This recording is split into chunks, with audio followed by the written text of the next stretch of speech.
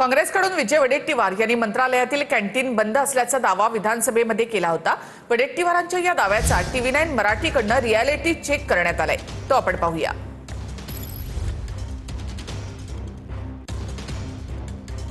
काल रात्री सभागृह 11 पर्यंत 12-1-1.5 वाजतापर्यंत चालला। 1 वाजून 1.5 वाजता चाललं। हां, अध्यक्ष महोदय, काल आमदारांना कॅन्टीन बंद होती, कॅन्टीनमध्ये काही खायला मिळालं नाही। आज अशी परिस्थिती आहे, मंत्रालयामध्ये कॅन्टीन सुद्धा बंद झाली, महाराष्ट्रातील हॉटेल्स बंद आहेत। महिला भगिनीमध्ये या गॅस तुटवड्यामुळे प्रचंड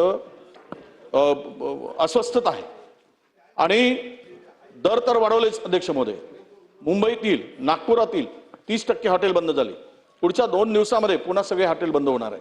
हॉटेल बंद होऊ द्यात, पण डोमेस्टिक गॅस जो पुरवठा आहे त्यावर जो तुटवडा निर्माण झाला आहे, प्रचंड भीतीचं वातावरण झालं अध्यक्ष महोदय। काँग्रेसचे नेते विजय वडेट्टीवार यांनी मंत्रालयामध्ये जेवण मिळत नसल्याची तक्रार केली होती।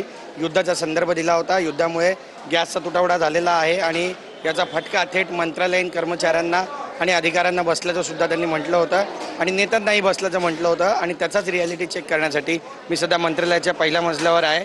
आपण पाहतोय सर्वसामान्यांसाठी जी ही कॅन्टीन आहे, या कॅन्टीनमध्ये अगदी सुरळीतपणे जेवण सुरू असल्याचं सध्या तरी निदर्शनास येते। जी माहिती इथल्या कर्मचाऱ्यांकडून घेतली त्यानुसार काल किंवा आज या दोन्ही दिवसांमध्ये कुठल्याही पद्धतीचा गॅसचा तुटवडा नव्हता असं त्यांनी स्पष्ट केलेलं आहे आणि जेवण जी आहेत ती सुरळीत सुरू आहे।